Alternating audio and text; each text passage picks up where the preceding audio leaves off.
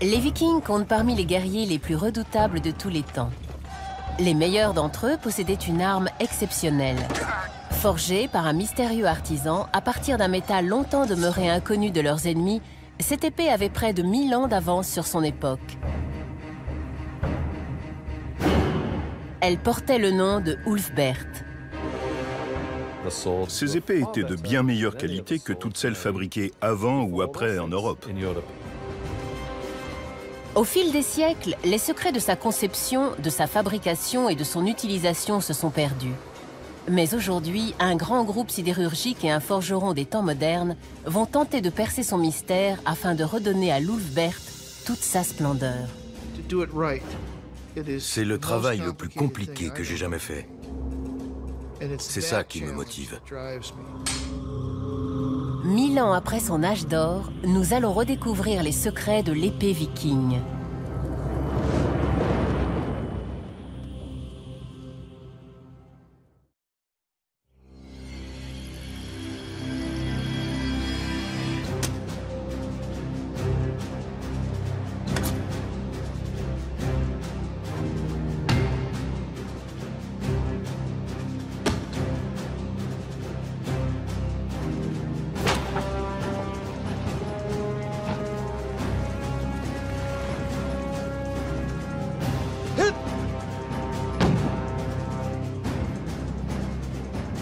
John Clements est un spécialiste mondial de l'escrime médiévale. Il a testé le tranchant des lames les plus célèbres. Des aciers de Damas au légendaire katana, le sabre traditionnel des samouraïs.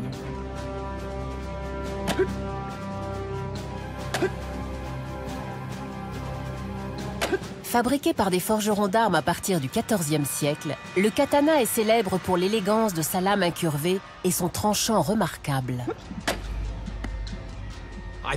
Le katana est un sabre magnifique. Il tranche, il troue, il perce, il est mince même. Il est extraordinaire. Mais on a exagéré ses qualités. Il est vrai que le tranchant ne fait pas tout. On voit sans arrêt des démonstrations de ce genre. C'est très spectaculaire. On se dit, vous avez vu ça? En réalité, ce n'est pas si impressionnant que ça. Et voici pourquoi. Ça, c'est une épée bâtarde médiévale. Elle n'est pas tranchante, l'angle est obtus et pas très aiguisé. Pourtant, regardez.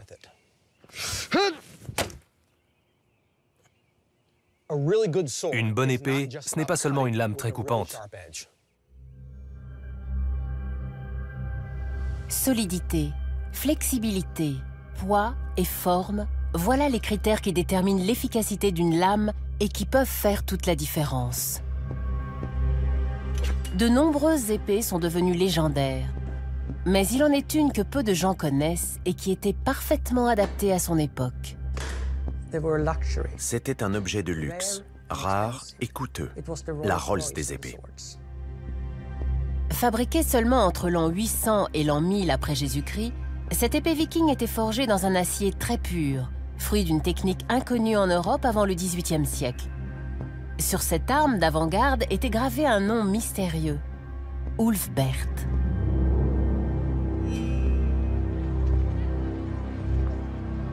Réservé à quelques guerriers d'élite, l'Ulfberht représentait l'alliance parfaite de la forme et de la fonction, dans la confusion et le chaos qui caractérisaient les combats de l'époque.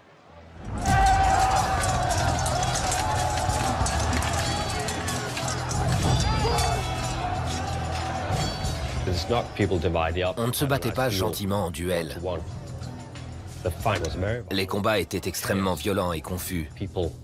Ça courait et ça frappait dans tous les sens. Les soldats prenaient parfois des coups nombreux sur tout le corps. Partis de Scandinavie, les Vikings ont colonisé une bonne partie de l'Europe entre le 8e et le 11e siècle. Leur talent de guerrier suscite une telle admiration qu'aujourd'hui encore, des passionnés organisent des reconstitutions de leurs assauts.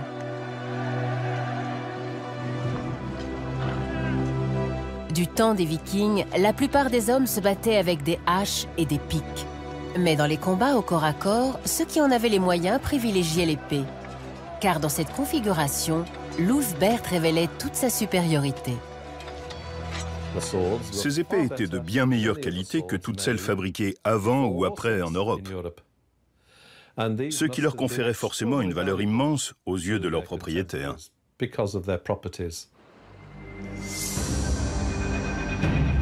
On a retrouvé des milliers d'épées vikings, la plupart dans des cours d'eau ou dans des tombes, en Scandinavie et en Europe du Nord. Mais seules 171 sont des Ulfbert. Vu l'état dans lequel elles sont aujourd'hui, on a du mal à se rendre compte que c'était ce qui se faisait de mieux. Après des siècles sous la terre ou dans l'eau, il ne reste de ces épées exceptionnelles qu'un squelette corrodé. À les voir, on ne dirait pas, mais à l'époque, l'Ulfbert était l'apanage de la classe supérieure. On remarquait les guerriers qui en possédaient une. C'était un objet magnifique et d'une grande valeur. Un objet mortel aussi. Le secret de la fabrication de l'Ulfbert est perdu depuis près de 1000 ans. Mais un forgeron moderne pourrait-il retrouver la technique employée et produire un exemplaire de cette arme remarquable? C'est le plus grand défi auquel je me sois jamais attaqué.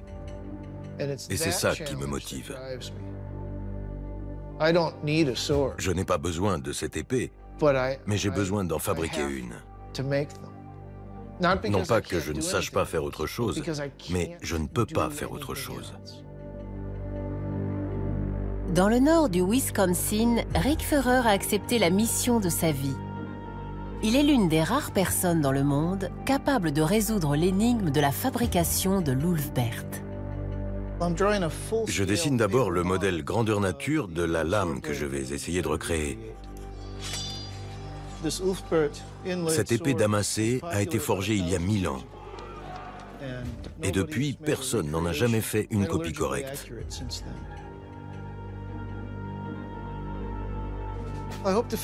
J'espère arriver à retrouver précisément les techniques de fabrication de l'époque.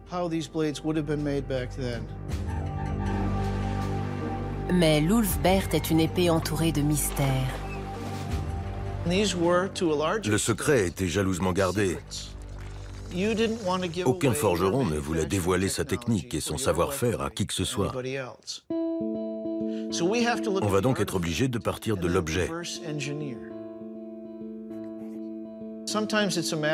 Parfois, ça se joue à quelques centièmes de millimètre en plus ou en moins dans l'épaisseur. On croit que ça n'a pas d'importance, mais en réalité, ça peut changer radicalement le comportement de la lame.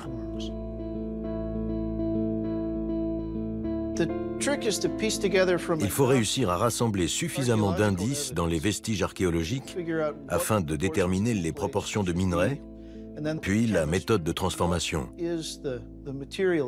En quel métal était-elle faite? C'est une information qu'on connaît aujourd'hui.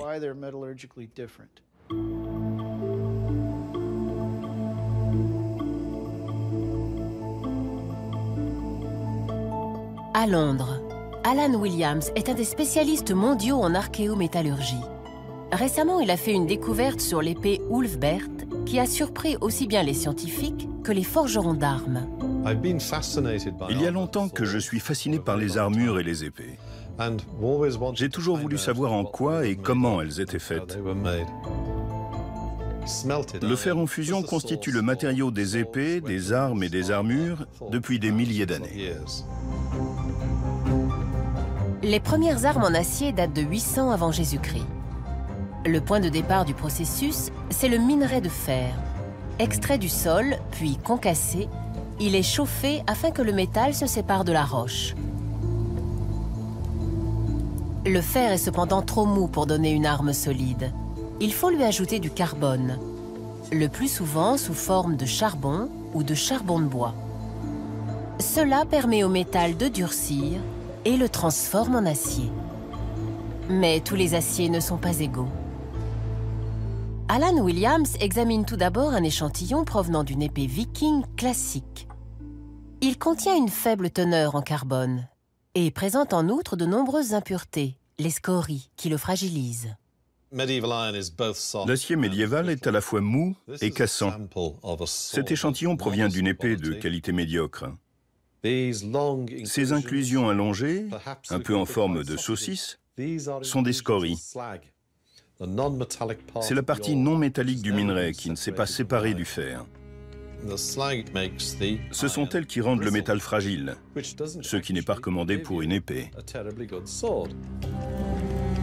Au Moyen-Âge, les forgerons européens ne savaient pas fabriquer d'acier sans scorie, parce que leurs fourneaux ne chauffaient pas suffisamment pour liquéfier totalement le métal. Dans les hauts fourneaux actuels, le métal est porté à plus de 1500 degrés. Cela permet d'éliminer les impuretés et d'intégrer de façon homogène une plus grande quantité de carbone. Mais à l'époque des Vikings, c'est uniquement à cause de la présence du charbon de bois que du carbone se trouvait accidentellement intégré au fer. Et la seule façon de faire disparaître les scories était de marteler le métal à chaud. Des milliers d'épées médiévales ont été retrouvées en Europe. On pensait que tout avait été forgé dans cet acier médiocre, jusqu'à ce qu'Alan Williams analyse l'Ulfbert. Une ou deux de ces épées m'ont paru différentes. Elles étaient faites d'un acier que je n'avais jamais vu avant, ni revu depuis dans un objet médiéval. C'était un matériau complètement différent. Le premier détail frappant est qu'on ne voit pas ces scories allongées qui rendent le métal cassant. Par son homogénéité, ça ressemble plus à de l'acier moderne qu'à de l'acier médiéval. En outre, sa teneur en carbone est 3 fois supérieure à celle de l'acier que je vous ai montré juste avant. Ça m'a paru très étrange. J'étais incapable de l'expliquer. De toutes les épées qu'il compare, les seules forgées dans ce métal à haute teneur en carbone sont celles qui portent l'inscription Ulfbert. Appelé acier au creuset, ce métal leur confère des qualités très en avance sur leur temps. Mais on ne peut l'obtenir qu'en faisant fondre le fer à des températures très élevées. Or, en Europe, la technique n'a été découverte que des siècles plus tard. Le matériau utilisé était introuvable où que ce soit en Europe au Moyen Âge. C'était le mystère complet. Où s'était-il procuré la matière première? Les premières traces d'une production d'acier au creuset en Europe datent de 800 ans plus tard. Où ces hommes, souvent considérés aujourd'hui encore comme des barbares, ont-ils donc appris cette technologie révolutionnaire? Contrairement aux idées communément admises, les Vikings étaient un peuple très évolué dans de nombreux domaines. Navigateurs et commerçants remarquables, ils seraient même parvenus jusqu'en Amérique du Nord et en Asie centrale.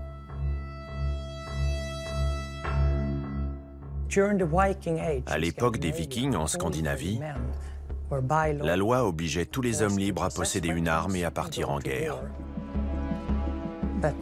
Mais leur tactique préférée était le pillage. Beaucoup d'entre eux étaient des païens qui vénéraient leurs armes et croyaient qu'un guerrier pouvait entrer au paradis grâce à son épée. Les Vikings morts au combat étaient conduits dans un endroit appelé le Valhalla, un paradis des guerriers, où ils festoyaient et se battaient. La seule manière pour un guerrier d'entrer au Valhalla était de mourir au combat, l'épée à la main.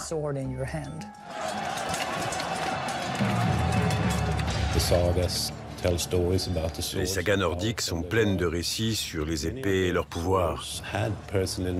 Beaucoup avaient un nom en relation avec un animal, comme l'ours ou le loup.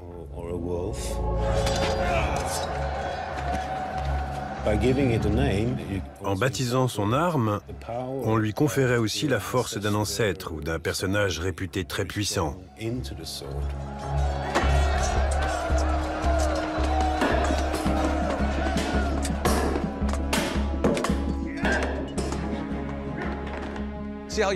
Tu vois, ton épée est bloquée et j'ai une belle ouverture. Si tu fais ça, ma pointe va plonger entre ton arme et ton bouclier. D'après John Clements, pendant une bataille, il était rare que les lames entrent en contact. Elles s'abattaient surtout sur l'armure et le bouclier des adversaires.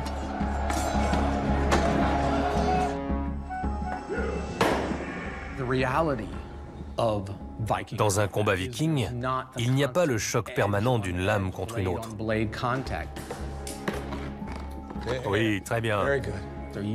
Les combattants utilisent leur bouclier d'une façon très dynamique. Ils se rapprochent de l'adversaire et l'étourdissent de coups violents. J'attaque, je bloque ton bouclier. Si je ne me place pas bien, c'est fichu. Si je suis bien placé, j'ai une ouverture, parce que ton bouclier est coincé. Il faut considérer l'épée comme un outil qui sert entre autres à parer les coups. Elle doit être solide et résistante, parce qu'un combat, ce n'est pas seulement les lames qui s'entrechoquent, c'est encore plus dynamique. L'absence de scorie dans la composition de son acier conférait à Lulfbert une flexibilité inhabituelle. Un avantage considérable car un guerrier viking était condamné si la lame de son épée se fichait dans un bouclier et se cassait. Seul un acier très spécial pouvait résister à une telle contrainte. Et une telle épée devait être considérée comme magique. Dans toute l'histoire de l'humanité, science et magie ont toujours été étroitement liées. Or, Lulfbert allie justement le mysticisme de son époque et la précision scientifique du monde moderne. Ça, c'est notre futur acier. Le processus de fabrication d'acier au creuset commence par le choix du minerai brut. C'est la première d'une longue succession d'étapes, au cours desquelles la moindre erreur peut faire échouer tout le projet. Le charbon de bois va apporter le carbone nécessaire à l'acier. Il va être absorbé par le minerai de fer. Il n'en faut pas beaucoup. Si tout se passe bien, le fer brut enrichi en carbone devrait se solidifier en acier.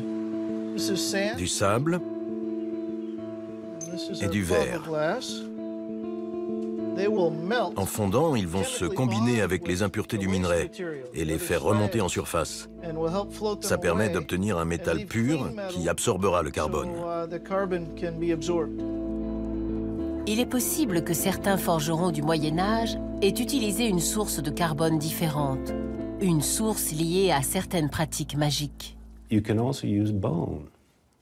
On pouvait aussi ajouter des morceaux d'os, calcinés avec du charbon pour durcir l'acier. Si on se servait d'ossements provenant d'un ancêtre ou d'un ours, par exemple, on enfermait la force de l'animal ou de l'ancêtre dans l'acier lorsqu'on martelait le métal. Et on fabriquait une lame parfaite, et très puissante également. On ferme le couvercle du creuset et on scelle hermétiquement avec de l'argile, surtout pour éviter que des débris de charbon de bois ne tombent dedans. Les proportions sont précises. Si du charbon de bois rentre à l'intérieur, il y en aura trop. Voilà. Rickferer a également construit un four inspiré d'un fourneau d'argile et de briques que des archéologues ont mis au jour récemment en Asie centrale, à 4000 km de la Scandinavie. On le remplit de charbon de bois jusqu'en haut, parce qu'on aura besoin de toute la chaleur possible pour alimenter le four.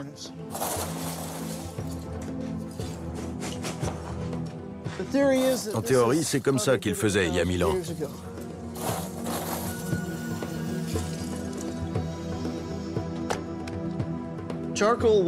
Le charbon de bois va dégager une chaleur suffisante pour faire fondre le minerai. Le problème, c'est d'arriver à entretenir la combustion de façon à maintenir la chaleur assez longtemps pour liquéfier le métal dans le creuset.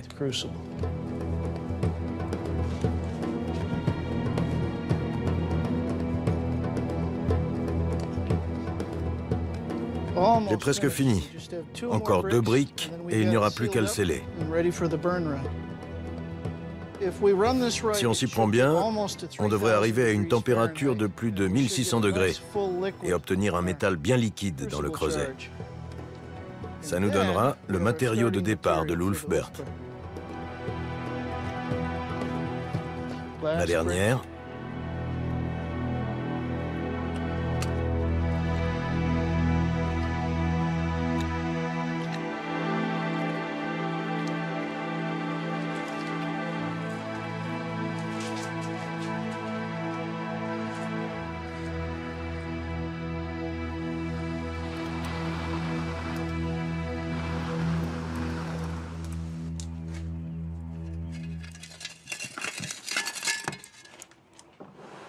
Fermé au sommet et avec des trous d'aération sur le côté, ce four emprisonne une plus grande quantité de chaleur que les bas fourneaux utilisés en Europe à cette époque.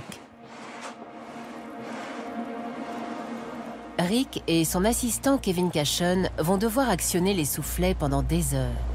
Au Moyen Âge, le village tout entier s'y mettait.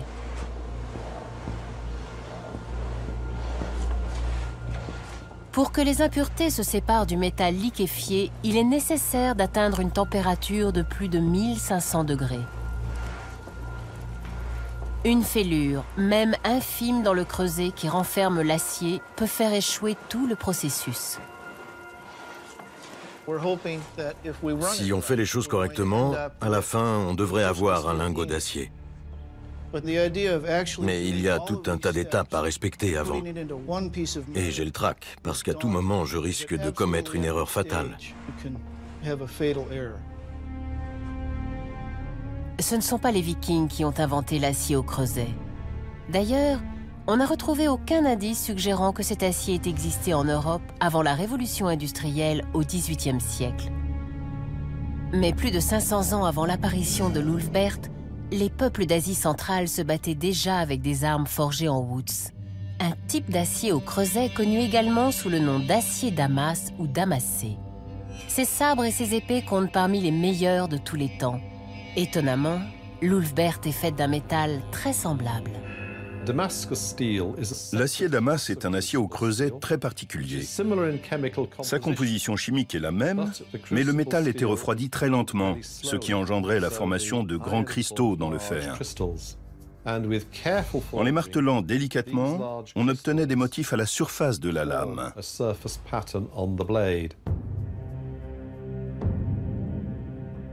L'Ulfbert possédait les mêmes qualités que ces lames inhabituelles. Mais si les Vikings ne maîtrisaient pas la technique de l'acier au creuset, où se procuraient-ils la matière première? La réponse se trouve peut-être dans des objets découverts dans des tombes vikings du 8e siècle, mis au jour en Scandinavie.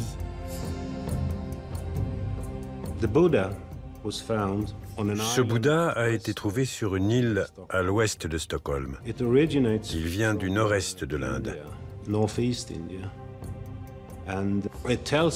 Ça nous indique que les Nordiques commerçaient avec l'Extrême-Orient. Même chose pour cette bague, ornée d'une inscription qui veut dire Allah. Des milliers d'objets orientaux ont été exhumés de tombes vikings. Des pièces de monnaie des pays islamiques servaient même de monnaie d'échange dans la Scandinavie de l'époque. En naviguant principalement sur les cours d'eau et les lacs, on pouvait aller du lac Mälaren en Suède jusqu'au nord de l'Iran. C'était ce qu'on a appelé la route commerciale de la Volga. Un point intéressant, c'est que la majorité des épées Ulfbert datent de la période pendant laquelle la route de la Volga a été ouverte, à savoir du début de l'an 800 au milieu de l'an 1000. Il est très probable que l'acier des épées Ulfbert ait été fabriqué en Iran. Il a certainement été acheté sur place par des négociants, payé en fourrure ou autres produits nordiques, puis rapporté sur les petits navires utilisés pour la navigation fluviale. Après le XIe siècle, la route commerciale de la Volga est fermée et la fabrication des épées Ulfbert s'arrête. Ça corrobore la théorie qui veut qu'elles aient été forgées avec un matériau importé. Le four, dont Rick Führer s'est inspiré, a été mis au jour en Asie centrale, presque à l'extrémité de la route de la Volga. Au bout de 5 heures, Rick va voir s'il a obtenu un lingot d'acier au creuset. Ça a parfaitement brûlé. Il devrait y avoir un lingot là-dedans.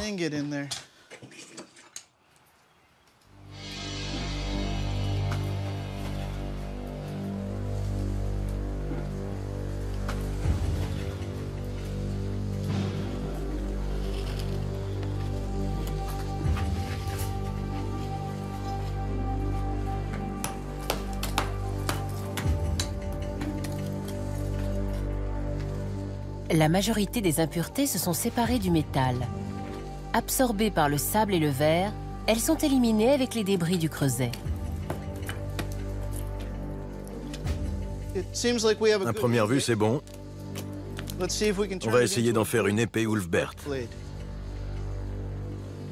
Ce petit morceau d'acier doit suffire à forger la lame.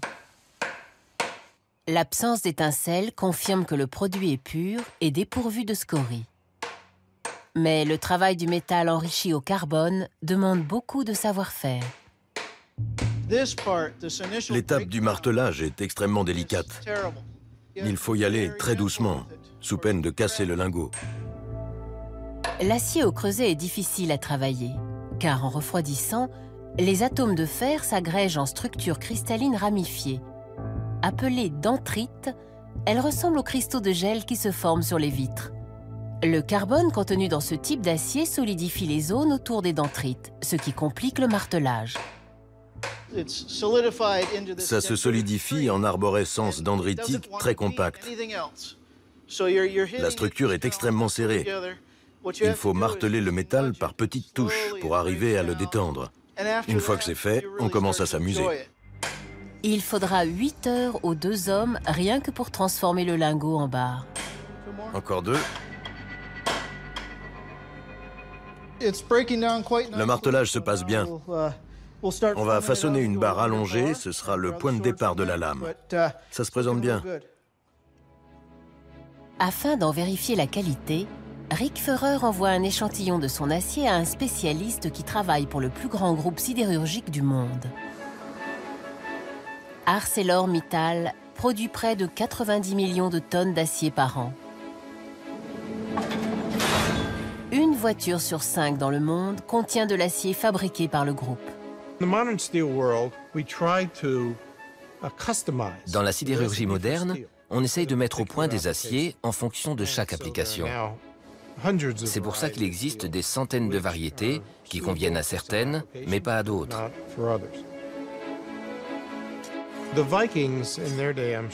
Les Vikings voulaient des épées à la lame dure, qui coupent facilement, mais aussi qui ne se brisent pas pendant les combats. Si une épée se fichait dans un bouclier, on devait pouvoir la dégager sans qu'elle se casse ou se torde. Enfin, il fallait qu'elle reste tranchante.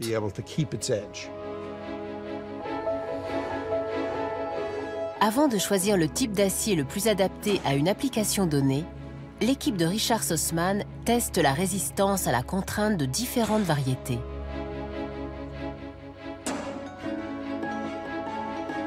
Aujourd'hui, un technicien va comparer l'acier de Rick Feurer au métal avec lequel étaient forgées les épées des peuples qui combattaient les Vikings.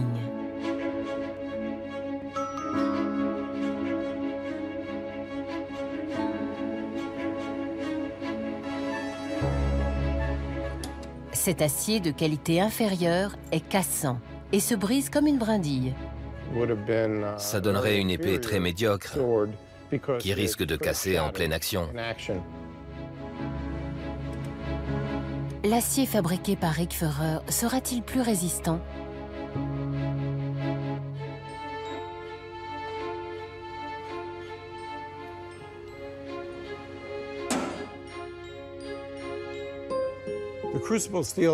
L'échantillon d'acier au creuset qu'on nous a fourni a toutes les caractéristiques requises pour une épée. Il est solide et ne se brisera pas pendant le combat. Globalement, il est tout à fait convenable.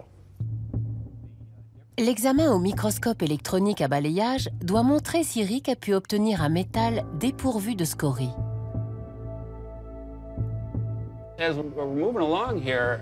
C'est très intéressant de voir à quel point il est propre. Les impuretés apparaissent sous forme de taches arrondies et plus foncées. On n'en voit quasiment pas. Les inclusions sont minuscules et très espacées. 2000 ans après l'invention de l'acier au creuset, Richard Sussman, qui met au point des aciers modernes depuis plusieurs décennies, fait l'éloge de celui fabriqué par Rick Feurer. Ça correspondrait à un acier de qualité tout à fait honnête aujourd'hui. Compte tenu du manque de connaissances en métallurgie et des outils disponibles à l'époque, c'est vraiment pas mal.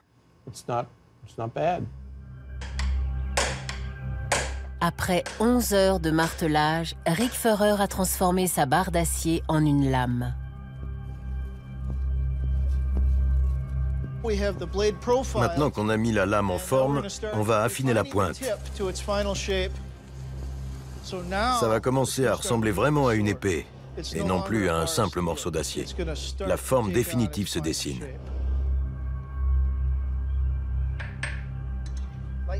Une fois terminée, l'épée de Rick sera plus pointue, comme toutes les Ulfberht. Encore un. À plat. Les épées des Vikings étaient conçues pour traverser les côtes de mailles. Mais pour ça, il faut une pointe et une section transversale spécifique. Les forgerons ont donc adapté la forme de l'épée afin qu'elle puisse transpercer ce type d'armure. John Clements va démontrer les avantages de l'épée pointue qui commence à s'imposer à cette époque. Tout d'abord, il teste l'efficacité d'une copie d'une épée romaine contre une cotte de mailles viking. Utilisée par un cavalier et conçue pour frapper de taille, elle a une pointe arrondie.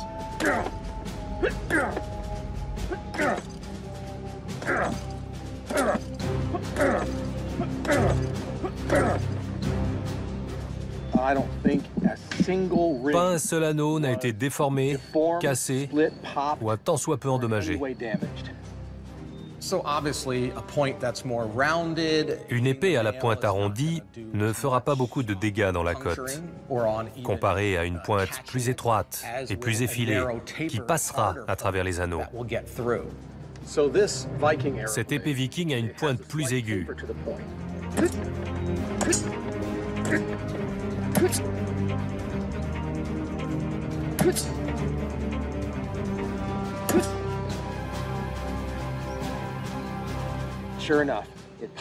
Pas de doute, elle a fait sauter 2 ou 3 anneaux. La cotte est percée à ce niveau, et j'ai très bien senti la lame s'enfoncer à travers le tissu, jusqu'au caoutchouc et à la mousse en dessous. Une lame comme celle-ci représente un net progrès dans la course qui oppose les armures aux épées. La forme de l'Ulfberht était donc parfaitement adaptée aux défis de son époque sur les champs de bataille. Mais sa suprématie tenait avant tout à son acier inhabituel et à la valeur intangible de son nom. On arrive à l'étape de préparation de l'incrustation du nom. Ulfberht. Une croix, ULFB, le E plus ou moins centré, RH, une croix, T. Comme ses mystérieux prédécesseurs, il y a plus de 1000 ans, Rick Ferrer va prendre le risque de marquer la lame.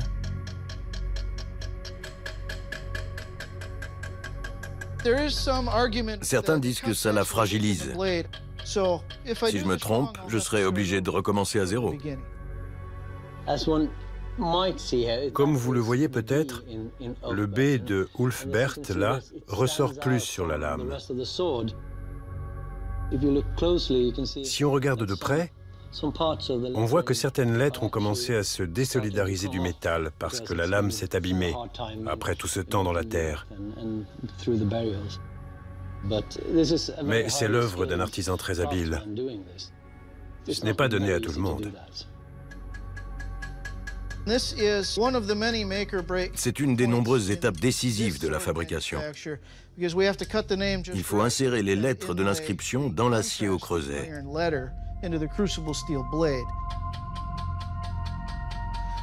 Je le creuse d'abord au ciseau, puis on incrustera les lettres façonnées en fer.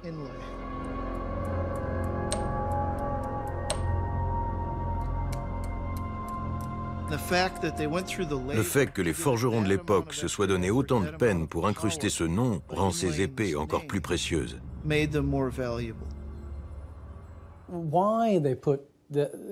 Pourquoi ont-ils incrusté ce nom? On n'en a aucune idée. Peut-être était-ce une façon pour eux de dire « Voilà, ça c'est une épée de qualité ».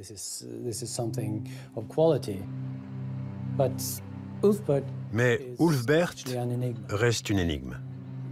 On ne sait pas qui c'était. Il ne revient dans aucun document écrit de l'époque. Il n'apparaît nulle part. Que peut nous révéler ce nom sur ceux qui forgeaient ces épées? Le fait qu'elles aient été fabriquées pendant 200 ans signifie qu'elles n'étaient pas l'œuvre d'un seul artisan. Et c'est un nom d'origine franque. Au Moyen Âge, le royaume des Francs comprenait la France et l'Allemagne. De plus, la signature recèle un indice important. Il y a une croix devant la première lettre. Les gens ordinaires ne dessinaient pas de croix devant leur nom. Au Moyen Âge, l'Église catholique romaine avait étendu sa domination sur le royaume des Francs. Ennemi juré des Vikings païens, l'Église était un fabricant et un marchand d'armes très important. Seuls les évêques et les abbés faisaient précéder leur nom d'une croix grecque. Par conséquent, cette signature indique qu'il s'agissait du nom d'un évêque, d'un abbé, voire d'un monastère.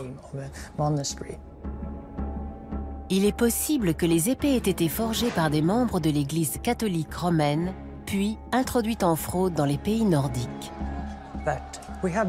On n'a aucun moyen de savoir comment les Vikings ont acquis ces épées, puisqu'il était interdit à l'époque de commercer avec les peuples scandinaves. Comment l'Église se serait-elle procuré l'acier? D'après de nombreux spécialistes, il a certainement été importé d'Asie centrale ou du Moyen-Orient par les Vikings eux-mêmes. Il se pourrait donc que ce soit finalement les Vikings qui aient forgé ces épées. Il y a diverses raisons pour lesquelles un Scandinave aurait pu utiliser ce nom et cette croix. Parce que c'était magique, parce qu'il avait décidé de copier des symboles de l'Empire romain disparu, ou tout simplement parce que ce nom lui plaisait. Il y a des dizaines de raisons pour lesquelles ces forgerons ont pu vouloir reprendre à leur compte ce nom franc. C'est un mystère. Qui était cet Ulfbert? Quel était son rang? C'est une énigme qu'on ne résoudra peut-être jamais. Je me demande qui c'était, ou plutôt qui ils étaient, et que signifiait cette inscription pour les possesseurs des épées. On ne sait pas si Ulfbert était une métaphore, un symbole de pouvoir, une région géographique, ou le nom d'une forge, puisqu'elles ont été fabriquées pendant 150 ans. Je me pose beaucoup de questions. Mais quand on réfléchit trop,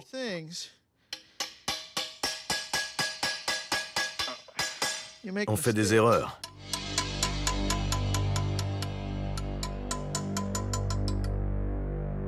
Indépendamment de l'identité ou de la signification de ce nom, ceux qui achetaient une Ulfbert savaient qu'elle avait été forgée par un maître artisan.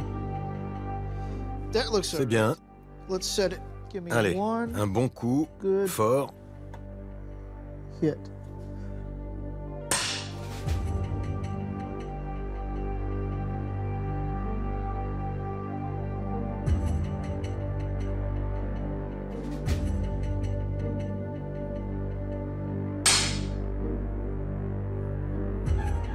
Une fois les lettres en place, la lame est chauffée. Rickferer ne saura si elles sont bien incrustées que lorsqu'il aura poli la lame afin d'éliminer la couche épaisse d'oxyde de fer qui s'est accumulée à la surface. Cette lame m'a demandé énormément de travail. Si ça marche, il y aura encore des heures de polissage avant que je puisse être sûr d'avoir forgé une bonne épée. Et que les lettres sont là. Dans le cas contraire, je serais très mal. Je me retrouverai avec un bout de métal à recycler. L'étape de l'incrustation terminée, il doit creuser la gorge d'allègement. Sorte de gouttière creusée au centre de la lame, la gorge témoigne du savoir-faire des forgerons vikings. Je la fais partir d'ici et progressivement je creuse plus profondément la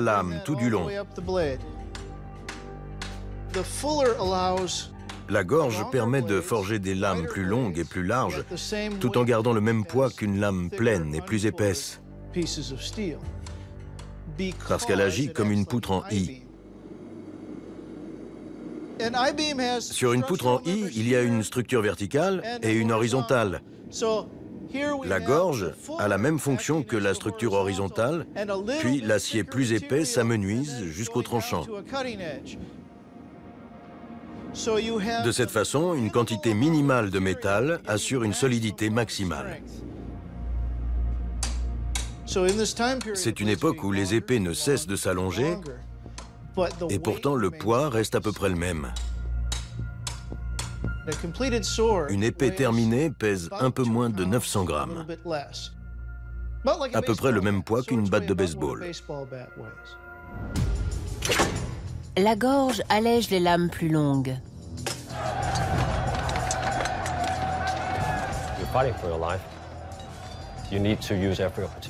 Dans un combat à mort, il ne faut pas rater la moindre occasion de frapper. Certaines épées vikings sont lourdes. On ne bouge pas aussi facilement que les trois mousquetaires. Il faut de la force pour manier son arme. Et après avoir asséné un coup, il faut la relever. Si un guerrier ne relevait pas son épée suffisamment vite pour frapper de nouveau, il n'avait pas toujours une seconde chance. Ces ossements de victimes d'une attaque viking ont été exhumés dans un charnier dans le sud du Groenland. Les crânes portent tous des traces très nettes de coups. L'étude médico-légale a permis de déterminer la vélocité et le poids des épées. Sur ce crâne-là, par exemple, on distingue très clairement les bords de l'entaille. La lame a pénétré ici. Elle a tailladé une bonne partie de la boîte osseuse et a écrasé l'os avant d'être retirée. Le coup a certainement été mortel. Quand un guerrier était tué au combat, les survivants prenaient toutes les précautions nécessaires pour échapper à sa colère dans l'au-delà. En tordant l'épée, on détruit son pouvoir. Ensuite, on l'enterre avec son propriétaire. De cette façon, on est certain que les pouvoirs de l'arme sont ensevelis et annihilés. Dans les tombes vikings, les archéologues ont retrouvé des centaines d'épées chauffées, puis tordues. Quand on prenait l'épée d'un ennemi, on faisait en sorte qu'il ne revienne pas vous hanter avec son épée. C'était un peu une mise à mort rituelle de son arme. Mais ce n'est pas pour la tordre que Rick Feurer chauffe de nouveau la sienne. Il est arrivé à l'étape la plus délicate du processus, la trempe. La trempe, c'est la naissance de la lame. Avant, ce n'est qu'un morceau de métal. La trempe consiste à chauffer la lame, puis à la refroidir brutalement de façon à la durcir. Aujourd'hui, on sait que cette opération modifie la structure atomique du métal. D'après la légende, les forgerons d'autrefois trempaient leurs épées dans du sang de dragon. Rick, lui, va se contenter d'huile. La lame doit prendre une couleur uniforme d'un orange un peu terne. Jusqu'à la dernière minute, tout le travail accompli peut être réduit à néant. Cette lame a demandé beaucoup de technique et de temps. Si elle casse, je serai absolument effondré. Rien ne permet d'affirmer que ceux qui ont fabriqué les Ulfbert trempaient l'acier de la lame. Rick Feurer pense que oui. Pour lui, c'est la démonstration absolue du savoir-faire d'un forgeron. Je suis amoureux de l'acier. J'ai un rapport extrêmement primitif avec ce matériau brut qui ne pardonne aucune erreur. Même si on le traite bien, ça peut toujours mal se passer. Ça se présente bien. La trempe durcit la lame, mais elle peut aussi casser le métal. Ça fait un bruit très audible quand l'acier casse.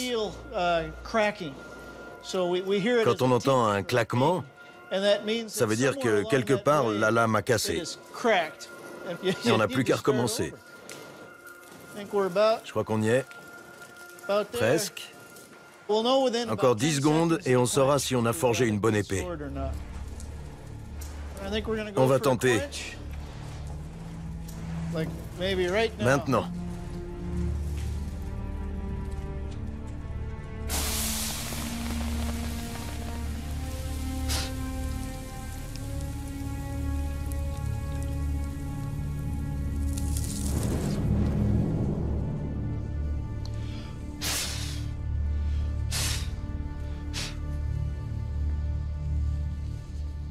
Pas de claquement.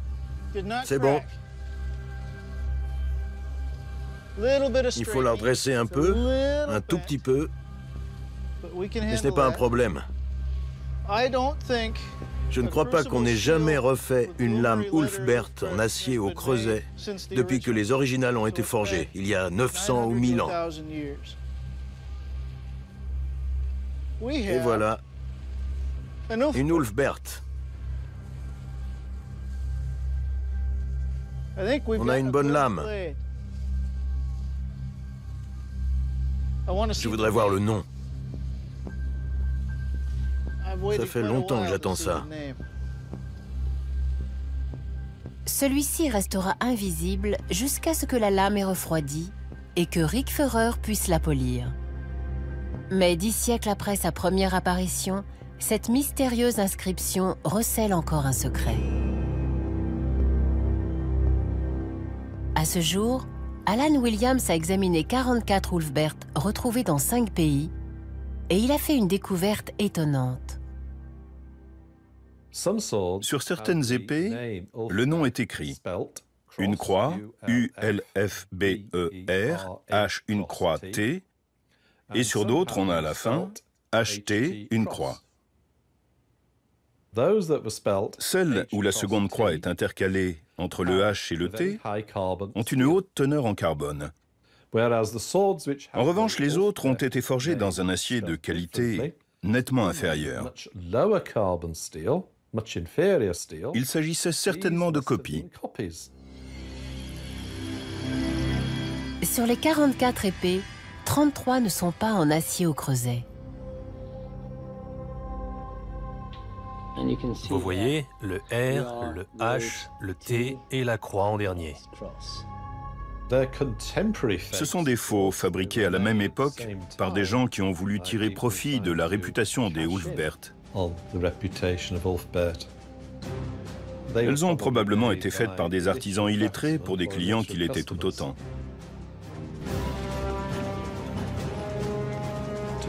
Pour qui ne se méfiait pas, ces épées ressemblaient aux Ulfbert authentiques. Mais il y avait plus de chances qu'elles se brisent, ce qui est très embêtant pendant une bataille. L'épée de Rickferrer est en acier au creuset et porte l'inscription originale avec la seconde croix avant le T. Mais avant que son épée ne puisse prétendre au nom d'Ulfbert, il lui reste à vérifier si les lettres sont bien incrustées. Après le revenu, étape qui consiste à réchauffer la lame une dernière fois pour éviter qu'elle ne soit trop cassante, vient l'étape du polissage. À la main, ça peut prendre plusieurs jours pour nettoyer la lame et lui donner l'aspect que l'on s'attend à voir.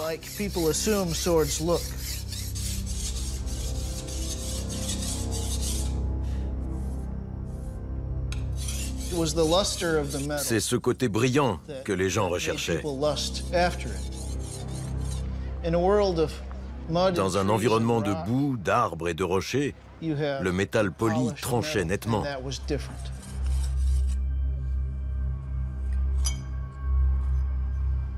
Rickferrer se sert de pierre à polir de grains de plus en plus fins. Puis il aiguisera la lame. Mais il ne sait toujours pas si l'inscription a tenu. Pour savoir si elle a survécu au polissage, je vais passer un mordant, un produit chimique qui va faire apparaître le contraste entre les deux matériaux et rendre le nom lisible. Voyons si j'ai réussi.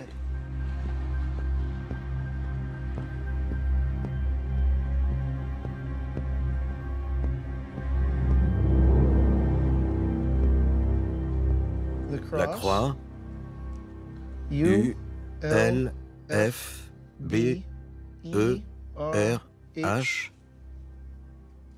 la croix et T. C'est parfait. L'incrustation est réussie.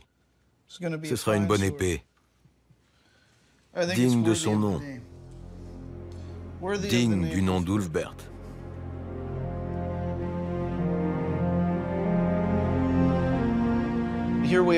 C'est une épée qui a été forgée pour la dernière fois il y a 1000 ans. Je me considère comme le gardien de ce savoir-faire.